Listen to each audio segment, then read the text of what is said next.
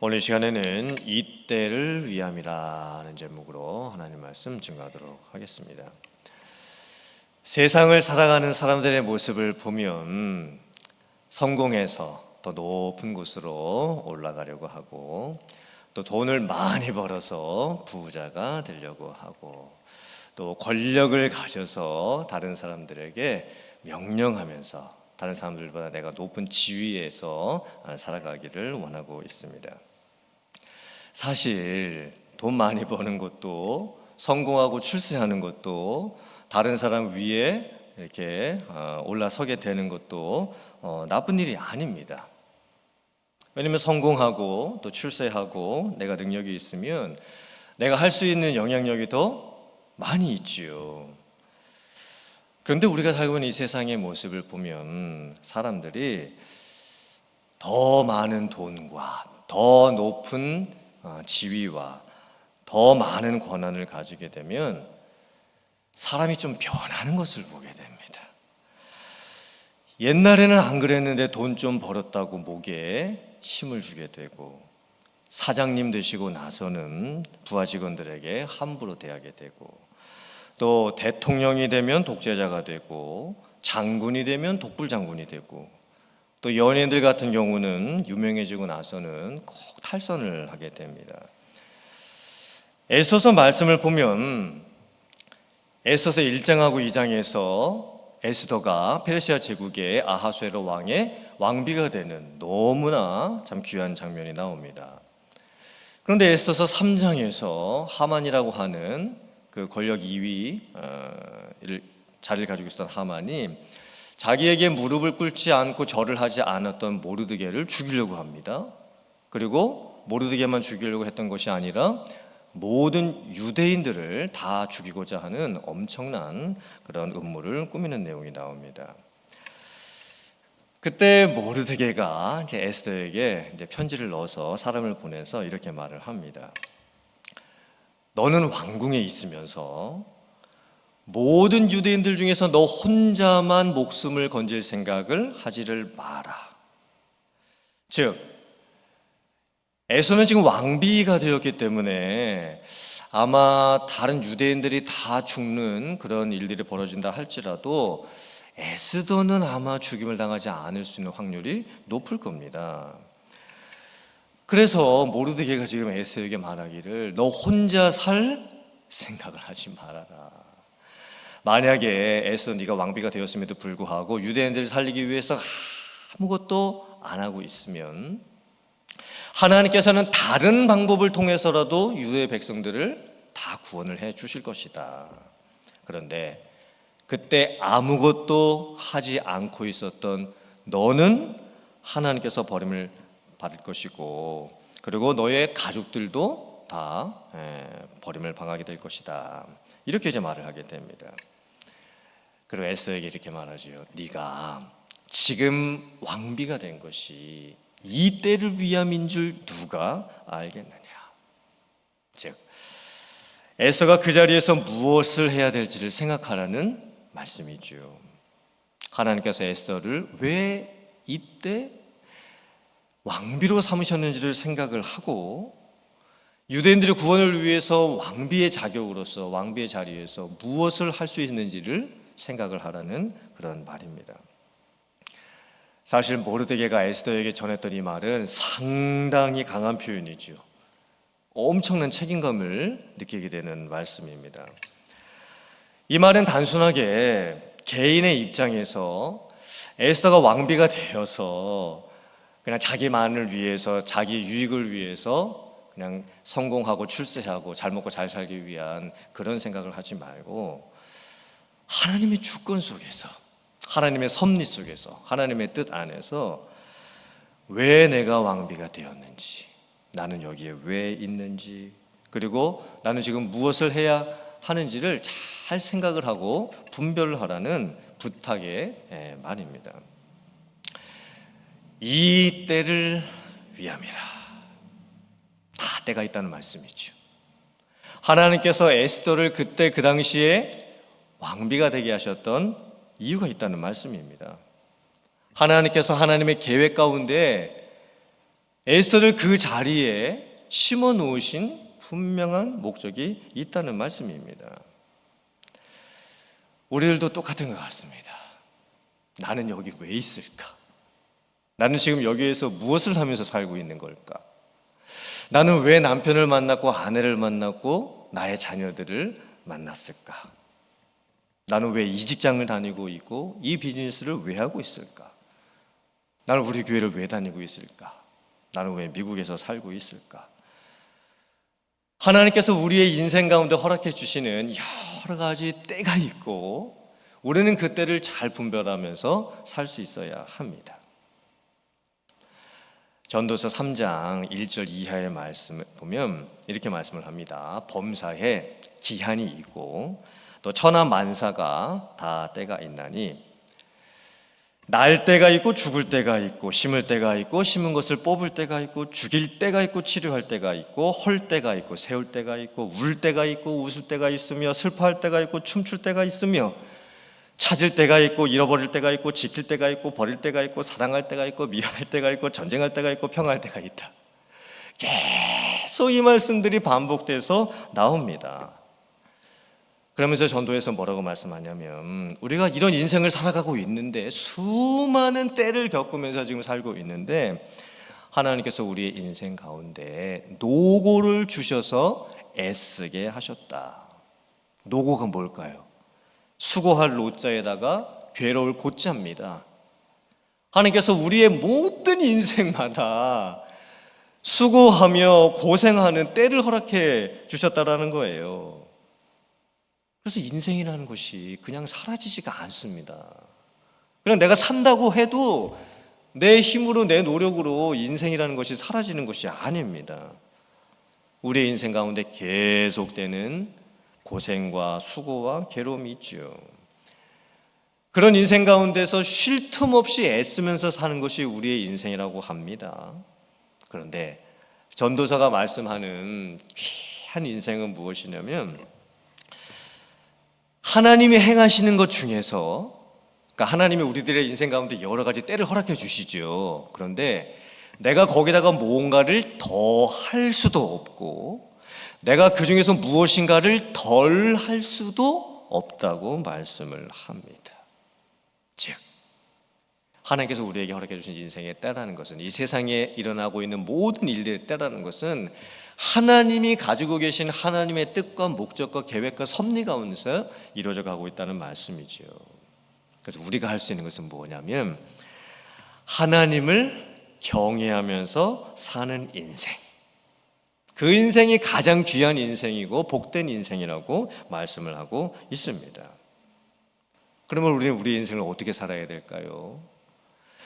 하나님께서 우리에게 어떤 때를 허락해 주시든지 날 때가 되었든 죽을 때가 되었든 심을 때가 되었든 뽑을 때가 되었든 뭐 웃을 때가 되었든 울 때가 되었든 치료할 때가 되었든 아니면 치료받지 못할 때가 되었든 어느 때가 되었든지 하나님께서 그 때를 나에게 허락해 주신 줄 알고 정말 내 인생 가운데에서 하나님을 바라보며 하나님을 의지하며 하나님께 모든 것을 맡기고 살아가는 인생이 되어야 될 줄 믿습니다.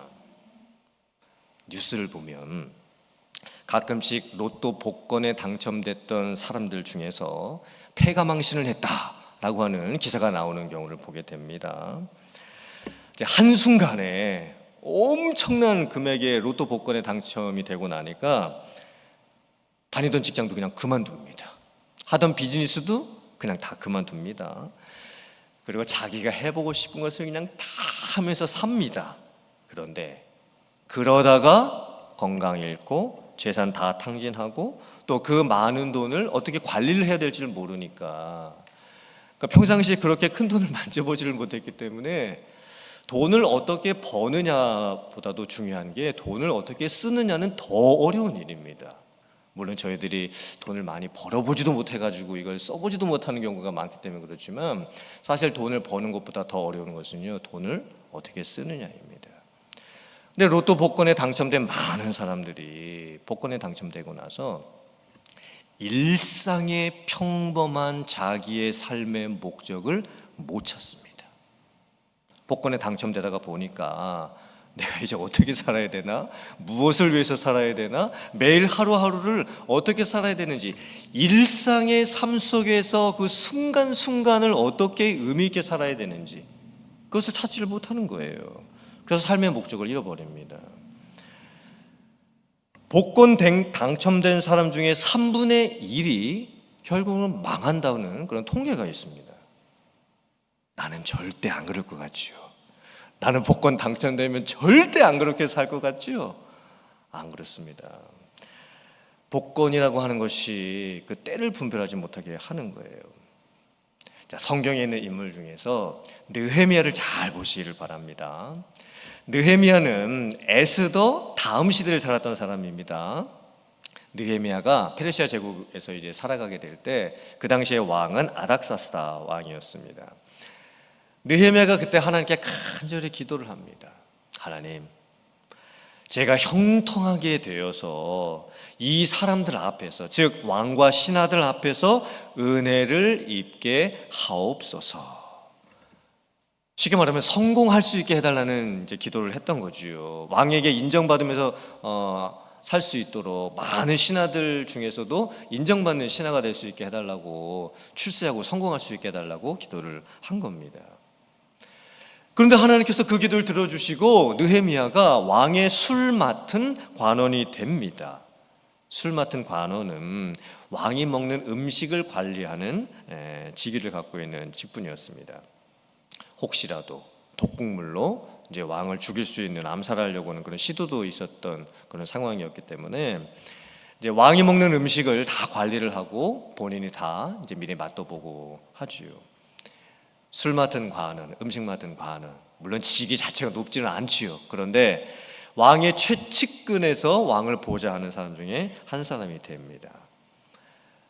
그런데 느헤미야가 술 맡은 관원이 되고 또 왕에게 인정받는 사람이 되었을 때에 어떻게 했는가? 자기 혼자 호의호식하면서 살지 않았습니다. 자기 혼자 만족하면서 살지 않았습니다. 그때 느헤미야가 자기가 가지고 있는 그 직위를 이용을 해가지고 왕에게 간청을 하고 자기 고향에 돌아갈 수 있게 해달라고 부탁을 합니다. 그리고 예루살렘 성벽을 짓는 일에 이제 헌신을 하게 되는 겁니다. 당시 자기에게 있었던 권력, 힘, 돈, 행정력, 리더십들을 발휘해가지고 자기가 그 자리에서 무엇을 해야 하는지, 하나님께서 자기에게 주신 그 직위를 통해서 또 리더십을 통해서 무엇을 해야 되는지, 그러면서 하나님을 위해서 헌신을 하지요. 고향 달아가서 이제 성벽을 다 짓습니다. 또 많은 사람들에게 영향력을 끼치게 되었죠. 느헤미야의 모습을 보면 느헤미야는 세상 사람들처럼 출세를 하기는 했지만 그 출세에 머물러 있지 않았습니다. 하나님께서 왜 나를 그 자리까지 올려놓으셨을까를 생각을 하지요. 그리고 하나님을 위해서 낮아져서 또 하나님께서 맡겨주신 사명들을 감당을 하게 되었던 거예요. 크리스천 리더십을 살펴볼 때 고지론과 미답지론이라는 개념이 있습니다. 이 고지론은 무엇이냐면 말 그대로 고지, 높은 곳을 정복을 해야 된다는 뜻입니다. 크리스찬들이 공부도 열심히 하고 일도 열심히 하고 수고도 남들보다 더 많이 하고 또 남들보다 더 노력을 해가지고 세상 높은 곳에 올라서서 그곳에서 영향력을 발휘할 수 있어야 된다는 리더십에 대한 관점입니다. 크리스찬들이 하나님을 믿지 않는 불신자들보다 더 전문적인 실력을 갖추고 정치, 경제, 사회, 문화, 역사, 세상의 모든 영역에서 리더십을 발휘할 수 있는 높은 곳에 올라설 수 있어야 된다. 그래야 우리가 세상을 바꿀 수 있다. 하지만 고지론에도 문제는 있습니다. 왜냐하면 자기가 개인적인 야망을 꿈꾸고 성공을 하려고 하는 그 마음하고 하나님께서 주시는 비전을 혼동을 할 수가 있게 되는 겁니다. 그리고 높은 곳에 올라섰을 때 정말 크리스찬들 중에서 제대로 된 리더십을 발휘하는 크리스찬들이 찾아보기가 참 어렵다는 그런 또 한계도 있습니다. 반대로 미답지로는 무엇이냐면, 미답지가 무엇일까요? 아직 가보지 않은 지역입니다. 아직 답사가 되지 않은 지역이죠. 아무도 가려고 하지 않는 곳입니다. 소외된 곳이고 힘든 곳이고 어려운 곳이지요. 그런 미답지 지역으로 크리스천들이 더 내려가야 한다는 관점이지요. 미답지로는 이 고지론처럼 높은 곳에 올라서서 성공하고 출세해서 거기서 영향력을 발휘하는 것도 중요하지만, 남들이 알아주지 않는 곳에 가서 묵묵하게 그 자리에서 자기가 해야 될 일들을 겸손하게 하는 것이 더 중요하다고 보는 겁니다. 하지만 미답지론에도 한계는 있죠. 크리스천들이 이름도 없이 또 빛도 없이 또 남들이 알아주지 않는 곳에서, 정말 다른 사람들이 가려고 하지 않는 곳에서 험지에 가서 아무리 열심히 산다고 해도 이 세상에서 정치를 하는 사람들이 나쁜 법들을 이렇게 만들어 버리면 그 크리스천들이 아무도 보지 않는 곳에서 열심히 겸손하게 사는 것이 의미를 잃어버리게 될 때가 있습니다. 이 거대한 사회가 만들어 놓은 구조적인 악 속에서 이게 악을 대항해서 싸워야 되는 그런 게 많이 이제 부족해질 수도 있죠. 사실 고지론이나 미답지론이나 각각의 장단점이 다 있는 것일 테고, 중요한 것은 우리가 어디에 있든지 하나님께서 내게 주신 목적을 찾고, 또 내가 무슨 일을 하고 있든지 그것이 하나님께서 나에게 맡겨주신 소중한 소명이라고 생각을 하고 하나님을 위해서 살아가게 될 때, 하나님께서 우리를 향해서 가지고 계신 그 하나님의 뜻을 우리가 이루어드리면서 살아가게 되는 줄 믿습니다. 하나님께서 우리 각 사람을 지금 그 자리에 세워놓으신 이유가 분명히 있습니다. 나는 우리 가정에 왜 있을까? 나는 왜 이 가정에서 남편이 되었고 아내가 되었고 아버지가 되었고 어머니가 되었을까? 다른 사람이 할 수 없는, 나만이 그 가정에 있으면서 해낼 수 있는, 하나님께서 정말 꼭 나를 통해서 이루시기를 원하시는 목적이 계시기 때문에 나를 우리 가정에 심어 놓으신 겁니다. 나는 지금 왜 이 직장을 다니면서 이 일을 하고 있을까? 나는 지금 왜 그 많은 비즈니스 중에서 이 비즈니스를 하고 있을까? 하나님께서 뜻이 있으시니까 아직 그 직장에 계시게 하시고 그 비즈니스를 하고 할 수 있게 해 주시는 거죠. 만약에 하나님의 뜻이 다른 곳에 있으면 우리들을 옮겨주시기도 하시겠죠. 다른 직장으로 보내주실 수도 있고 또 비즈니스를 접고 다른 비즈니스를 하게 하실 수도 있을 겁니다. 근데 아직 내가 그곳에 있다는 이유는요, 그곳에서 내가 해야 될 일이 있기 때문입니다. 하나님께서 왜 나를 우리 교회에 다니게 하셨을까? 왜 우리 교회를 섬기게 하셨을까? 사실 하나님 관점에서 보면요, 나보다 더 믿음 좋은 사람, 나보다 더 헌신할 수 있는 사람, 나보다 더 능력 많은 사람, 나보다 더 많은 수고를 할 수 있는 사람이 이 세상에 더 많이 있습니다. 그런 사람들을 다 부르셔가지고 우리 교회에 보내시면 됩니다. 그런데 하나님께서는 왜 나를 우리 교회에 보내셨을까요? 왜 우리 교회에 나를 심어 놓으셨을까요? 나만이 할 수 있는 소명과 사명이 우리 교회에 있기 때문입니다. 다른 사람은 못합니다. 꼭 내가 있어야만 할 수 있는 우리 교회 안에서의 그 헌신의 자리, 그 섬김의 자리가 있기 때문에 하나님께서 우리들을 우리 교회에 심어 놓으신 줄 믿습니다.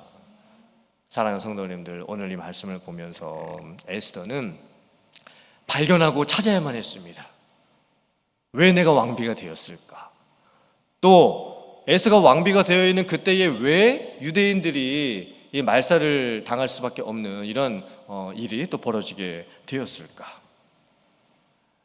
지금 에스더를 향하신 하나님의 뜻과 목적을 발견해야 되는 아주 중요한 지금 때가 찾아온 것이죠. 우리 모두도 각자의 자리에서 하나님께서 우리들을 그 자리에 심어 놓으신 뜻과 목적을 발견하면서 살아야 될 줄 믿습니다. 그리고 여러분들 사용하시길 원하시는 하나님의 분명한 뜻이 있습니다. 정말 나를 통해서 하시길 원하시는, 다른 사람 말고 다른 사람을 통해서 하실 수 있는 많은 일들이 있겠지만 꼭 나만을 통해서 하시길 원하시는 하나님의 뜻이 있으신 거예요. 그것을 가정에서 찾고, 비즈니스를 통해서 찾고, 교회 안에서 찾고, 세상에서 찾아갈 수 있는 여러분들 되실 수 있기를 주님의 이름으로 축원합니다. 그래서 우리 모두가 하나님의 나라를 위해서 겸손과 또 헌신의 삶을 살아갈 수 있는, 하나님을 위해서 충성하고 또 쓰임받을 수 있는 여러분들 다 되실 수 있기를 주님의 이름으로 축원합니다. 아멘.